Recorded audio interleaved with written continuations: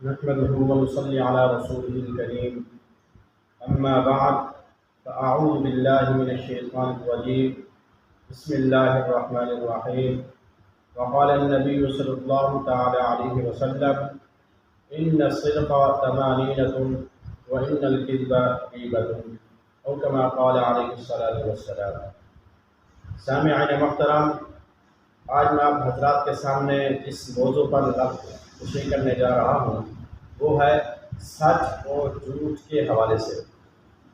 اللہ کے رسول صلی اللہ علیہ وسلم نے فرمایا ان الصدق طمأنینۃ وان الکذب غیبۃ، یعنی ان الصدق طمأنینۃ کہ بے شک سچ بولنے والا دلی طور پر مطمئن رہتا ہے، وَإِنَّ الْكِذْبَ غِیبَةٌ اور جھوٹ بولنے والا دلی طور پر بھی بے قرار رہتا ہے اور جسمانی طور پر بھی بے قرار رہتا ہے، اور روحانیت تو بے قرار ہی بے قرار رہتی ہے۔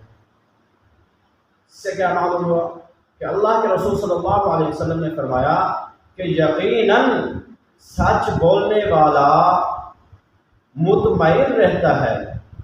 کیا مطلب؟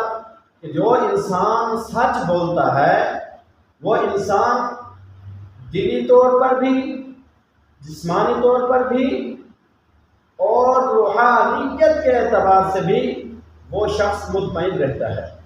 اور جو انسان جھوٹ بولتا ہے وہ انسان دلی طور پر بھی بے قرار رہتا ہے، جسمانی طور پر بھی وہ بے قرار رہتا ہے، روحانیت کے اعتبار سے وہ بے قرار رہتا ہے۔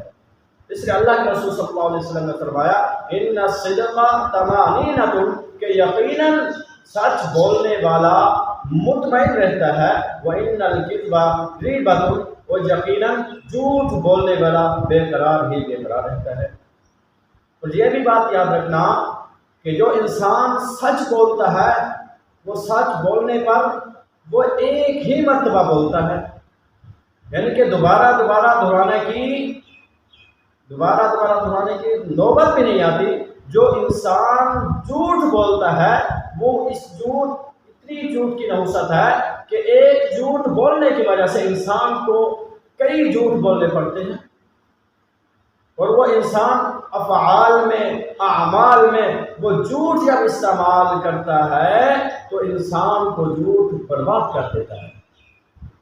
پھر مصائب آتے ہیں، تکالیف آتی ہیں۔ یہ کس لیے کہ انسان جب جھوٹ بولتا ہے تو اللہ تعالیٰ بھی ناراض ہوتے ہیں، اللہ کے رسول صلی اللہ علیہ وسلم بھی ناراض ہوتے ہیں۔ جب اللہ تعالیٰ ناراض ہوتے ہیں تو ظاہر ہے تکالیف، مصائب تو آنی ہی آنی ہے۔ جب انسان سچ بولتا ہے، سچ بولنے کی وجہ سے اللہ تعالیٰ بھی خوش ہوتے ہیں، اللہ کے رسول صلی اللہ علیہ وسلم بھی خوش ہوتے ہیں۔ اس لیے ایک جھوٹ بولنے پر کئی جھوٹ بولنے پڑتے ہیں، اور ایک سچ بولنے پر انسان جو ہے نفع پا لیتا ہے، چھٹکارا پا لیتا ہے۔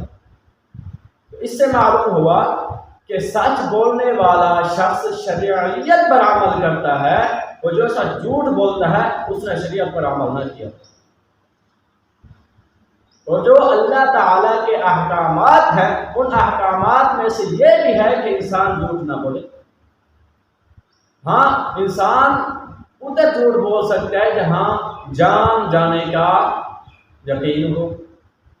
کیا میں سچ بولوں گا تو میری جان جا سکتی ہے، وہاں پہ کوئی حیلہ اختیار کر لینا تب تو جائز ہے، وگرنہ آج تو ہم چھوٹی چھوٹی باتوں میں جھوٹ بولنے لگ جاتے ہیں۔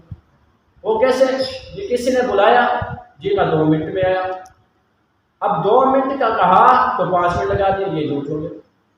بھئی سچ کو اپناؤ گے تو اللہ بھی راضی ہوگا، اللہ کے رسول صلی اللہ علیہ وسلم بھی راضی ہوں گے۔ ہمیں چاہیے کہ سچ کو اپنائیں، جھوٹ سے اجتناب کریں، جھوٹ سے پرہیز کریں۔ اللہ تعالیٰ ہم سب کو سچ بولنے کی توفیق عطا فرمائے اور جھوٹ سے بچنے کی توفیق عطا فرمائے۔